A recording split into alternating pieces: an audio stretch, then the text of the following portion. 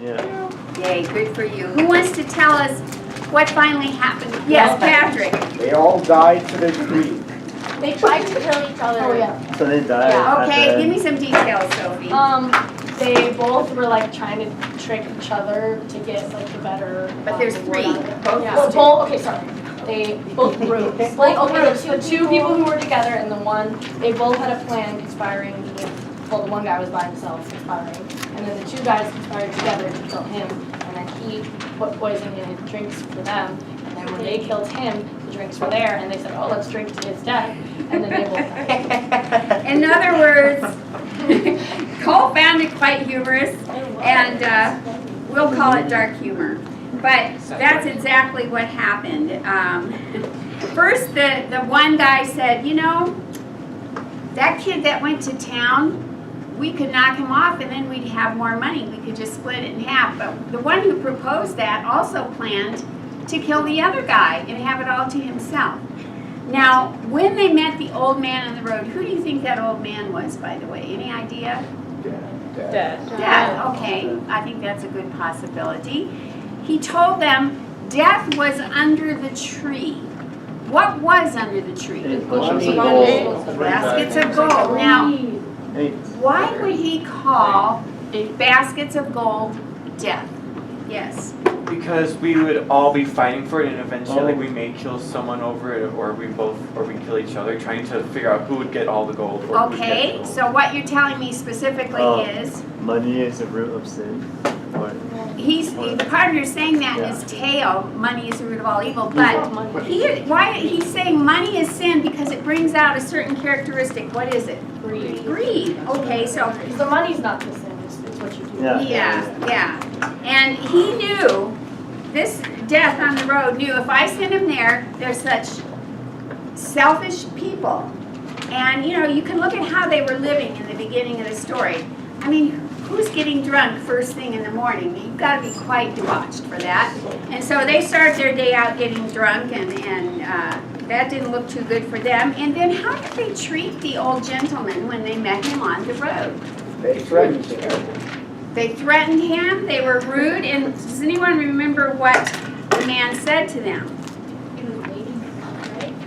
Well, actually, they were really rude to him, and he said to them, but it dishonors you when you begin to speak so roughly, sir, to an old man. He warned him, didn't he? Mm-hmm. He said, now we know they drink first thing in the morning. They're really disrespectful. They're also crazy to think that they can kill death. I mean, you know, they're just not thinking guys. And as soon as they see that money, what really gets me about this is what did they say in line, let's just pick one, they said it many times. What did they say in line 124 or 123 and 4? What did they say? Live and die for one another. We will die for one another. We swear an oath as brothers born might swear. The three of us together now, hold up your hands like me, and we'll be brothers in this affair, and each defend the other. What happened to that oath? They tried to kill each other. They broke it. They did kill each other. It makes me wonder how meaningful an oath is from someone who has no honor. That crossed my mind several times. I thought, okay, they made this oath. When you make an oath with someone, you have to be a person of honor and integrity to keep that oath, right? Because when the going gets tough, you'll say, well, I made that oath, but just look how rich I could be, or whatever. So they weren't men of honor to start with. We could tell that easily. And so what did the young man go to town to buy? Wine and bread. Wine and bread. Wine and bread. And he ended up also buying what? Poison. Poison. Okay. And he bought the poison, and what was his motive for that? He was going to kill the others. I'm going to kill the others off. So he wasn't any better than the others. He said, I'm going to kill the others off and have the money. So he puts the poison in their wine. Smart lad, because they were anxious for that wine. And when he comes back, what do they do? Stab Stab. Julius Caesar. Okay, they stab him in the front and the back. You know, Oscar Wilde has a saying, I love it, about gossip. He says, good friends stab you in the front. Did you ever hear that? Yeah. Good friends tell you to your face. Bad friends stab you in the back, right? They talk behind your back. Oscar Wilde says, good friends stab you in the front. Well, they stabbed him in the front and back. And we already know they weren't good friends, so that was totally irrelevant. Sorry about that. Well, you're such a good friend. Just popped into my Such a mind. good friend. Okay, so who was the one that really won in this scenario? Now we have the people in the tavern, then we have the man on the road, then we have the three men. Who came out sort of on top? Old man. Man. Old man, He was yeah. right. Why? Because he warned them, and he was like more wise in that way, and follow it. So he kind Right. of got the last laugh. He kind of got the last laugh. Yeah, you were out to kill me, and guess what? It didn't work. Okay. Can we do quiz? So this is a rather short story compared to the other one.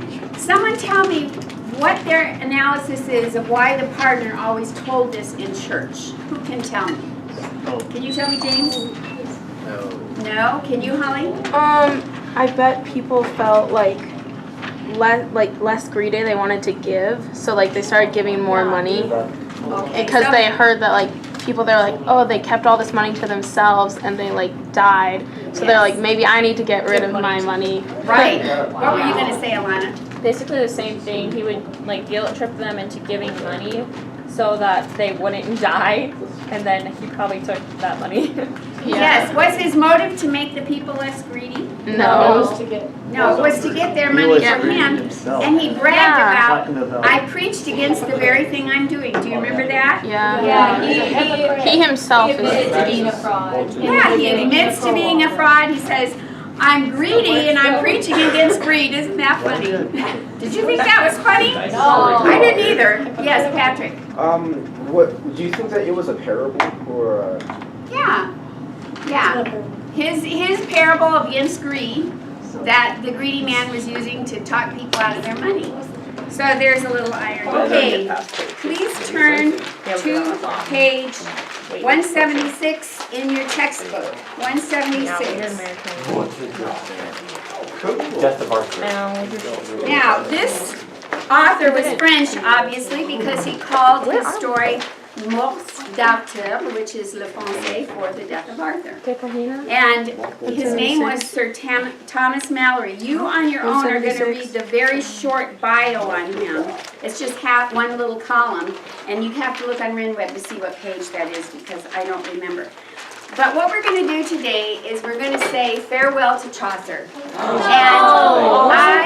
I always hate leaving Chaucer because he's so interesting and so fun.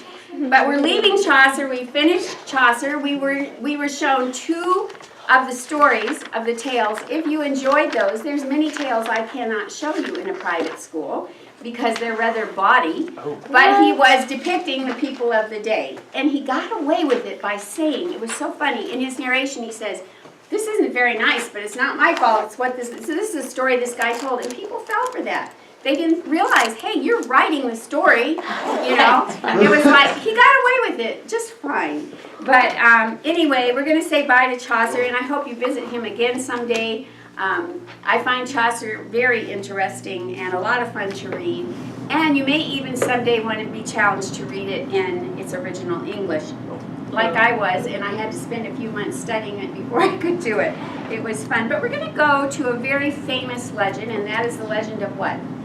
Arthur and the Knights of the Round Table. Yes, Arthur and the Knights of the Round Table, King Arthur. There are a lot of stories around King Arthur.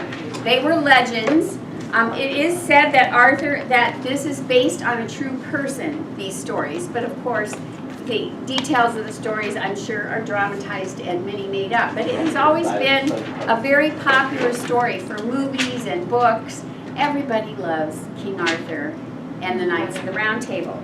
Well, this is an interesting situation because Sir Thomas Mallory is in prison. He was a little bit of a rogue, and you will read about him when you read his bio, but while he was in prison, he needed something to do. So he started collecting all the Arthur tales he could get his hands on and actually got them written down in book form. So we say this is by Sir Thomas Mallory, but it is a recording of the popular legends that were in existence about King Arthur at the time. Who has a nice loud voice that can read the little introduction for me? Yeah, Daniel. Daniel. Okay, real loud, Daniel. Can you read The Selection Begins? The selection begins after King Arthur has traveled to France at the insistence of his nephew Gawain Mhm. to besiege his former friend and knight Lancelot for his involvement with Queen Guinevere. However, the king's attempts to punish Lancelot are half-hearted, and he is soon forced to abandon them altogether when he learns that his illegitimate son, Mordred, has seized control of England. Arthur leads his forces back to England, and Mordred attacks them upon their landing. Gawain is killed in the fighting, but before he dies, he manages to send word to Lancelot that Arthur is in need of his assistance. Okay, all right. Now, Arthur really needed Lancelot at this point, and I'm going to read the first paragraph. You read it with me, and then let's just talk about it. So, upon Trinity Sunday at night, King Arthur dreamed a wonderful dream. Now, wonderful doesn't always mean great, like we say it today. It means full of wonder, like an amazing, or it could even be scary, who knows, but wonderful. You know, we're awestruck with this dream. And in his dream, him seemed that he saw upon a chaflet a chair, and the chair was fastened to a wheel, and thereupon sat King Arthur in the richest cloth of gold that might be made. And the king thought there was under him, far from him, an hideous deep black water, and therein was all manners of serpents, worms, wild beasts, foul and horrible. And suddenly the king thought that the wheel turned upside down, and he fell among the serpents, and every beast took him by a different limb. And then the king cried as he lay in his bed, "Help, help!" Okay, what's happened so far? He's having a nightmare. He's having a nightmare. It's really gross, right? And then knights, squires, and yeomen awakened the king, and then he was so amazed that he wist not where he was. And then, so he awakened until it was nigh day, and then he fell on slumbering again, not sleeping nor thoroughly waking. Okay, nervous sleep, right? So the king seemed verily that there came Sir Gawain unto him with a number of his fair ladies with him. Now Gawain is dead at this point. So when King Arthur saw him, he said, "Welcome, my sister's son. I weened ye had been dead, and now I see thee on live. Much am I beholding to Almighty Jesu. Ah, fair nephew and my sister's son, what being these ladies that hither be come with you?" So what just happened? He's partially, he's kind of dreaming again. Who does he see? His dead nephew. His dead nephew. And he's got fair ladies with him, and he asks him, How are you alive? Why are these women? "Who are these ladies?" "Sir," said Sir Gawain, "all these ladies be for whom I have fought for when I was a man living.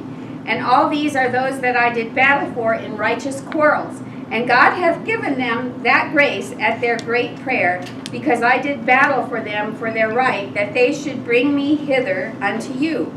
Thus much hath given me leave God for to warn you of your death. For, and ye fight as to mourn, with Sir Mordred, as ye both have assigned, doubt ye not you will be slain. You must be slain, and the most part of your people on both sides, or both parties. And for the great grace and goodness of the Almighty Jesus hath unto you, and for pity of you, and many more other good men, there shall be slain. God hath sent me to you of this special grace to give you warning that in no wise ye do battle as to mourn, but that ye take a treaty for a month from today, and proffer you largely, you so that tomorrow you put in a delay. For within a month shall come Sir Lancelot with all his noble knights, and rescue you worshipfully, and slay Sir Mordred, and all that ever will hold with him." So what did Gawain, raise your hand if you know what Gawain is warning him and telling him to do. What's to mourn? Tomorrow morning. To mourn, tomorrow morning. Okay, so what is he telling him about tomorrow Don't morning? fight tomorrow because you'll die. He's gonna Don't die. fight or you're going to die. So what advice does he give him? Postpone in a month. Postpone it 1 month. Why? Someone over here, why? Yes. Because Lancelot is gonna come and save him and kill Sir Mordred. Right, Lancelot is on the way, so he wants him to wait a month. So, let's see, where does the rubber hit the road here? We'll go a little further, and then you're gonna finish this tonight. What time does this class get over with this? 12:15. Okay. It goes. If you stay awake, I'll read a little further. If you're all going to Yay. sleep, I'll just let you read on your own time. Because so many times when I read, you know, I used to tell my husband when I couldn't sleep, would you read to me? Go right to sleep. So I understand. Let's watch a video. So can you stay awake and we'll kind of go through it together? I got one nodding off there already. Okay. All right, let's see what happens. Then Sir Gawain and all these ladies vanished. And anon the king called upon his knights, squires, and yeomen, and charged them weighty to fetch his noble lords and wise bishops unto him. And when they were come, the king told of his vision that Sir Gawain had told him and warned him that, and he fought on the morn he should be slain.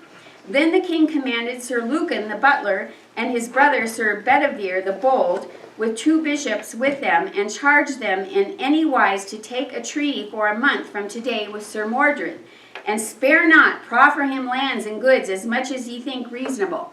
So he says, okay, go make a deal with Mordred. Do anything you can to get him to postpone a month.